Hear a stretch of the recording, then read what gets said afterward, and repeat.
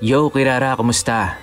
Gusto ko lang po sanang i-promote itong bagong channel natin, ang Katha. Bale, dito po natin ililipat at i-upload yung mga fictional stories natin. Para lahat po ng stories na nasa main channel natin, which is Nginig Stories, ay puro true stories lang po. Sana po makapag-subscribe po kayo. Katha, ito po yung magiging fictional stories channel ng Nginig Stories. Muli po, Katha, sana po makapag-subscribe kayo. Yun lang naman, maraming salamat po.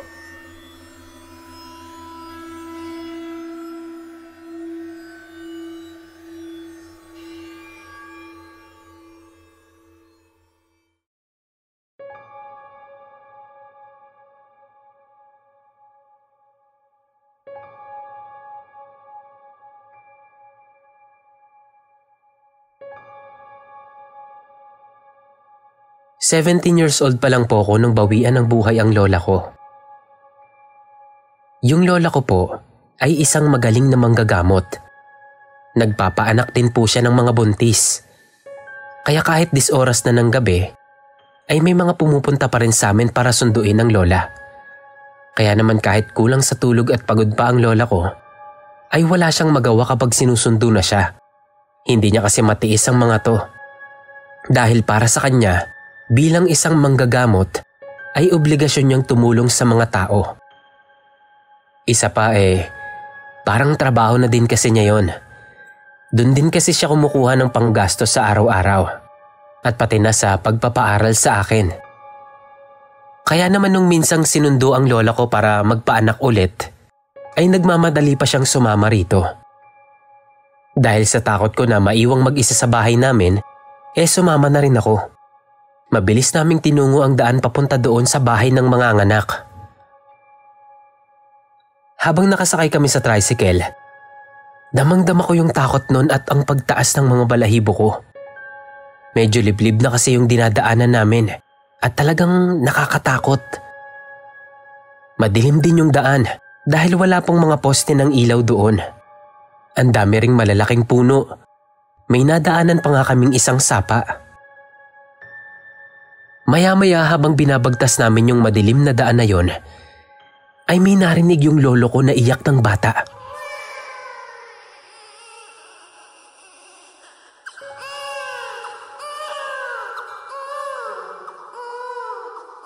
Agad namang sinabi yun sa amin ni Lola.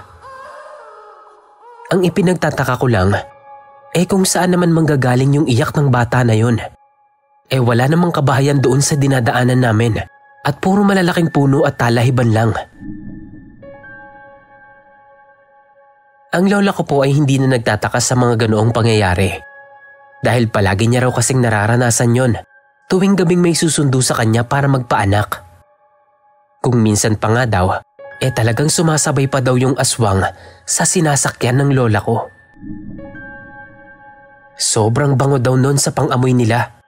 Dahil ang amoy daw ng mga bagong silang na sanggol para sa mga aswang ay parang kasing amoy ng langkang nahihinog. So ito na nga po. Nang makarating na kami sa bahay ng paaanakin ni Lola, ay agad nang nag-utos si Lola sa asawa nito na magpainit ng tubig. Agad naman yung sinunod ng asawa niya. Nagtungo ito sa kusina upang magsalang ng tubig.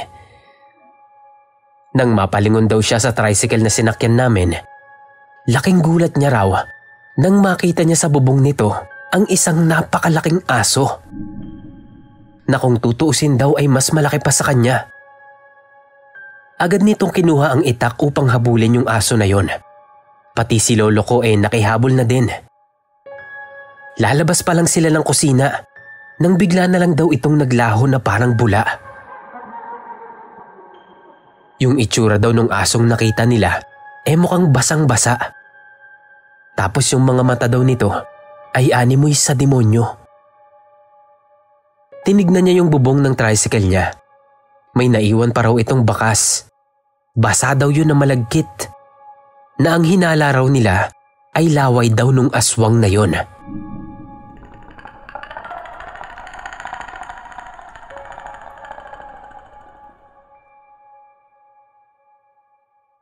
Itong sunod na kwento ko naman po ay karanasan ng ate ko.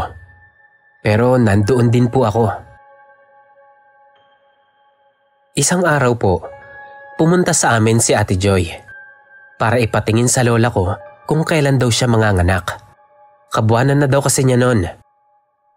Kasi kung hindi pa naman daw siya manganganak, ay luluwas na muna siya ng Pampanga para sunduin yung dalawa niyang anak doon. Ang sabi ni Lola ay mga 2 o 3 araw pa daw bago siya manganak.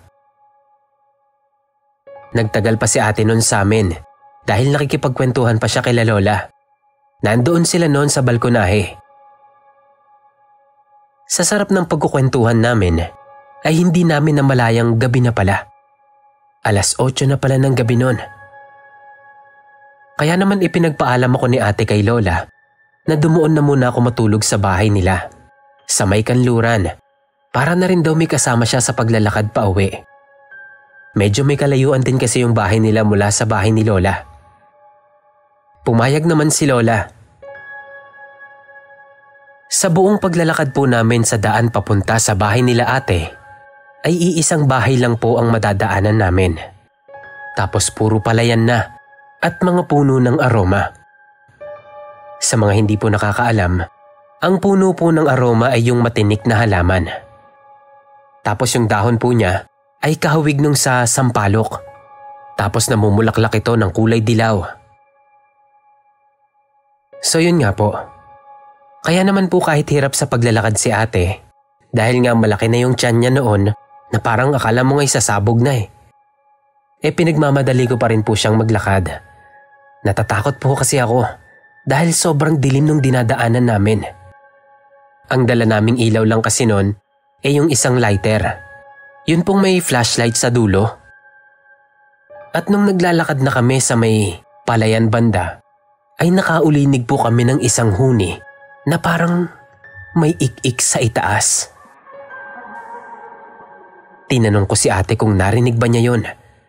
Hindi naman daw. Ayaw niyang maniwala sa akin nun, pero pinipilit ko siyang maniwala sa akin na may narinig talaga ako. Kaya naman mas binilisan ko pa yung paglalakad namin nun. Halos kalad-karin ko na si ate nun sa paglalakad para lang mapabilis kami. Hindi ko na naisip na buntis nga pala yung kasama ko dahil na rin sa takot na nararamdaman ko ng mga oras na yon. Pero dahil nga hirap na maglakad si ate, ang bagal-bagal pa rin niya. May mga pagkakataong nauuna na ako sa paglalakad. May isang pagkakataon na napalayo na yung agwat ko kay ate nang sabihin niya sa akin na meron daw tiktik. Kaya naman lalo ko na siyang pinagmadali nun. Mas binilisan ko na rin yung paglalakad ko dahil natatanaw ko na yung bahay nila ate. Paglingon ko sa kanya, ay nakita ko na merong malaking ibon ang papalapit kay ate. Kaya naman napasigaw ako ng napakalakas nun. Nung akmang parang dadagitin na nito si ate, ay bigla namang nabuslot yung paa ni ate sa maliit na butas. Kaya nadapa si ate.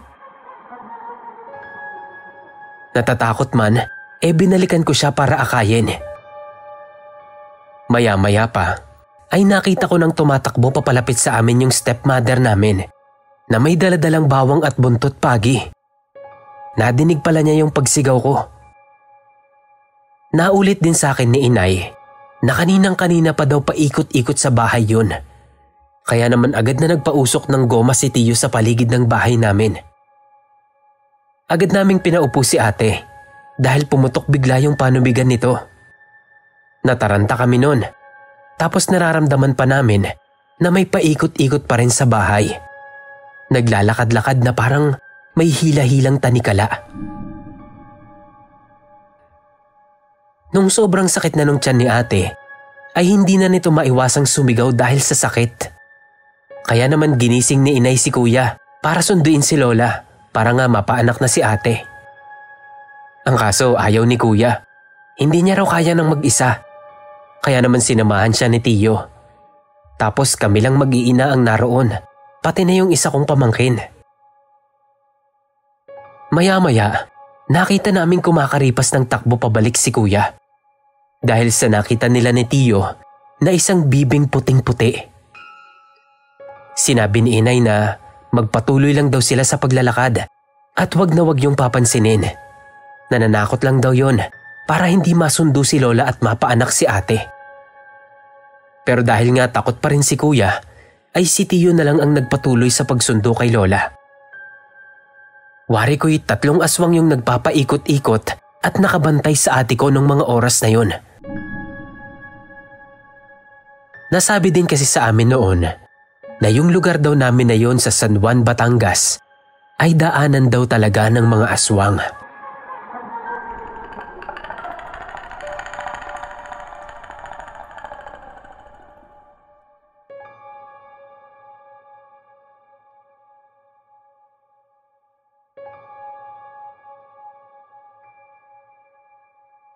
Nangyari to noong 2nd year high school ako.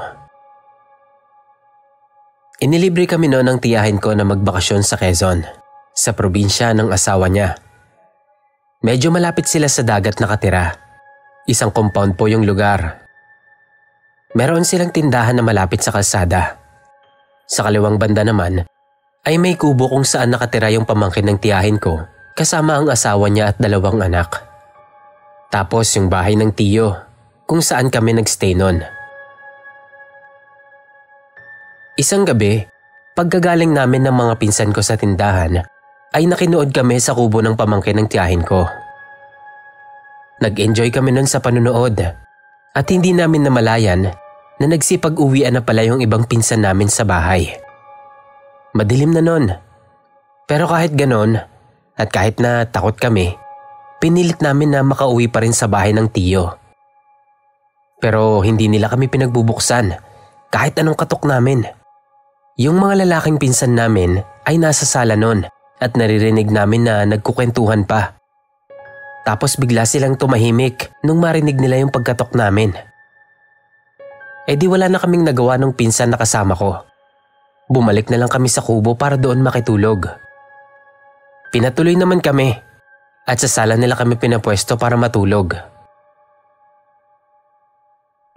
Hindi ko alam kung bakit. Pero parang takot na takot ako noon at kabado. Kasi yung saraduhan ng pinto nila ay kahoy lang na ibinababa. Yung iniiikot lang para hindi magbukas yung pinto. Tapos yung bintana nila walang saraduhan, kundi sakong tinahi-tahi lamang yung harang. Tapos yung buong bahay nila ay gawa sa nipa. Nagdasal muna ako noon, pagkatapos ay natulog na. Sa kalagitnaan ng gabi ay nagising ako. Akala ko umaga na, pero nung ilibot ko yung paningin ko sa paligid, ay madilim pa. Kung ano-ano nang tumatakbo sa isip ko noon, kasi nga napakatahimik. Maya-maya, bigla na lang umalulong yung aso sa labas. Napakatagal noon. At para bang meron silang hinahabol. Mas lalo pang nadagdagan yung takot ko nun. Ilang sandali pa, narinig ko na parang may lumilipad na ibon sa itaas. Parang napakalaking ibon nun kasi ang lakas ng tunog ng pagaspas niya. Hindi ko alam kung anong gagawin ko nun dahil ako lang naman ang gising ng mga oras na yon. Tinignan ko yung pinto. Baka kasi bigla na lang bumukas. Nagtalokbong ako ng kumot at muling nagdasal. Pinipilit kong makatulog na lang ulit. Nakatulog naman ako. Pero sa pangalawang pagkakataon ay nagising na naman ako dahil sa alulong ng mga aso. Pero parang iba na yon. Kasi parang galit na sila. Tapos biglang may humuni ng kakaibang tunog. Hindi ko alam kung anong ibon yun. O baka yun na yung sinasabi nilang aswang. Kasi sobrang lakas ng huni na yun. Kahit na pawis na ako, hindi ko pa rin tinanggal yung pagkakatalokbong ng kumot sa akin. Nagdasal ako ng nagdasal. Hanggang sa hindi ko namamalayan na nakatulog na pala ulit ako. Laking pasasalamat ko naman ang paggising ko maliwanag na at gising na rin silang lahat. Ikinuwento ko sa kanila yung nangyari. At ang sabi nila, wakwak daw yung narinig ko. Isang aswang daw yon na parang ibon. Totoo man o hindi na aswang yon, isa lang ang alam ko. Na totoong totoo yung naranasan ko nung gabing yon. Nung pangalawang gabi, hindi na ako nagpaabot ng gabi sa kubo. Umuwi na agad ako sa bahay ng tiya nung may liwanag pa.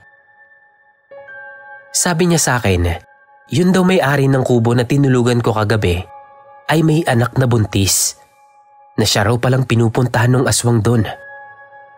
Hanggang sa nalaman na lang din nila na yung dinadalang bata ng kanyang anak ay natuyo na pala sa sinapupunan nito. Yun pala ay gabi-gabi itong binibisita ng wakwak sa kanilang bubungan. Malamang sa malamang ay yun yung narinig ko nung gabing doon ako natulog sa kubo na yun.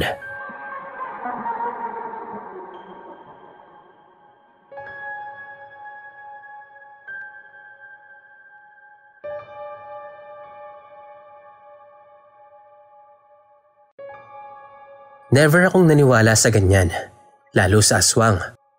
Until sa akin na din mismo nangyari.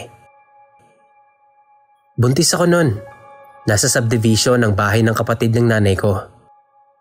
Liblib na sa part na yon at nasa probinsya po kami. Bundok type siya pero ginawang subdivision.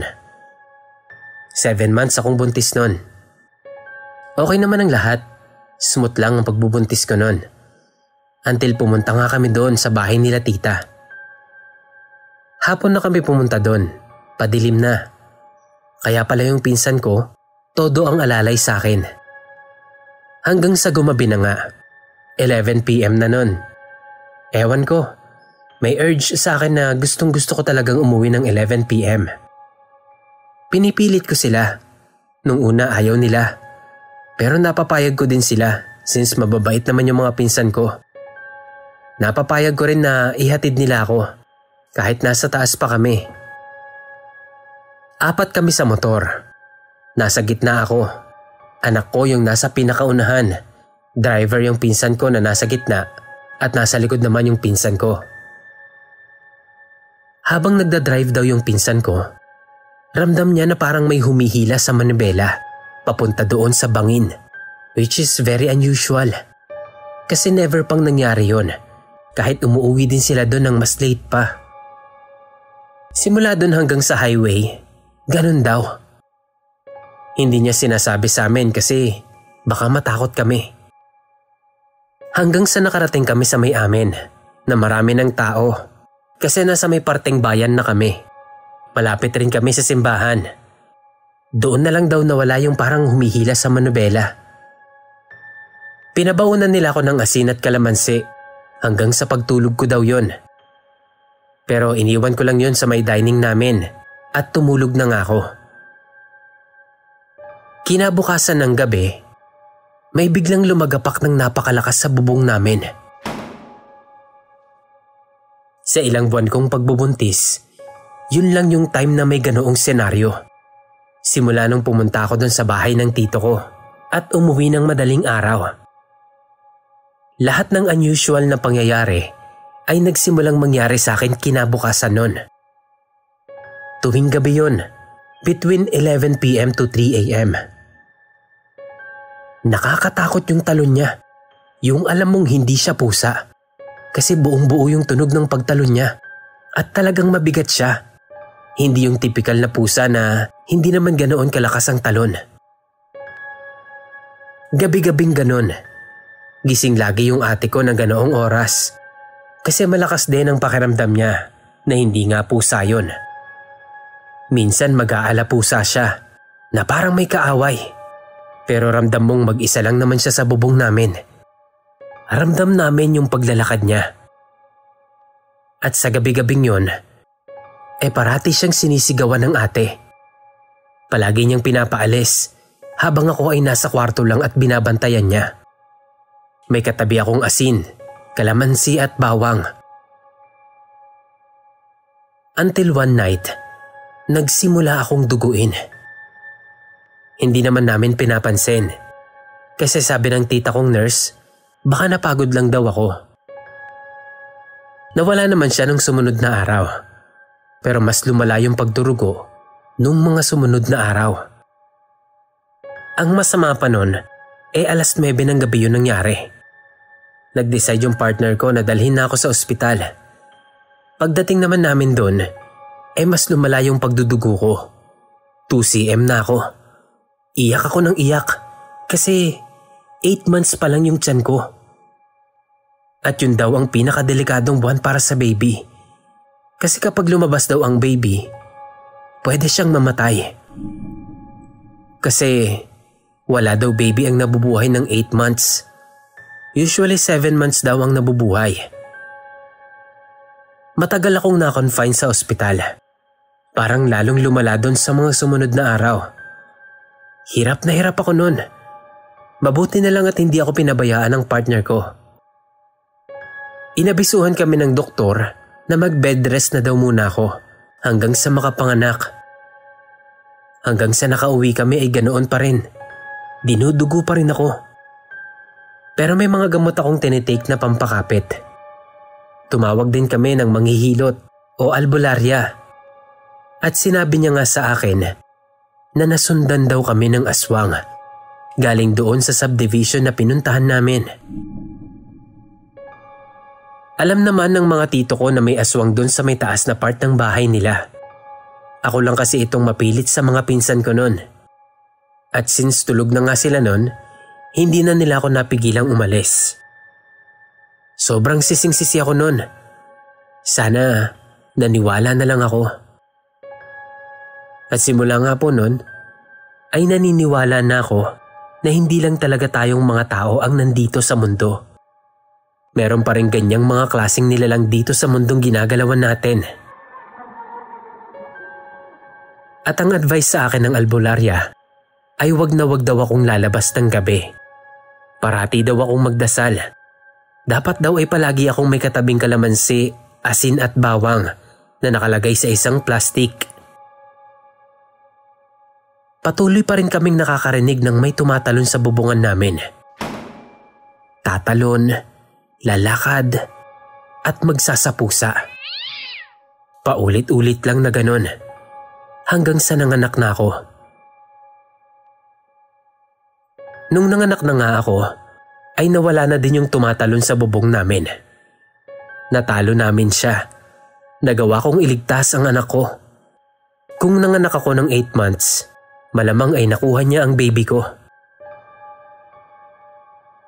Sa ngayon po ay 2 years old na ang baby ko. Sobrang naging malaking lesson sa akin yon. At doon din mas tumatag ang paniniwala ko sa Panginoon.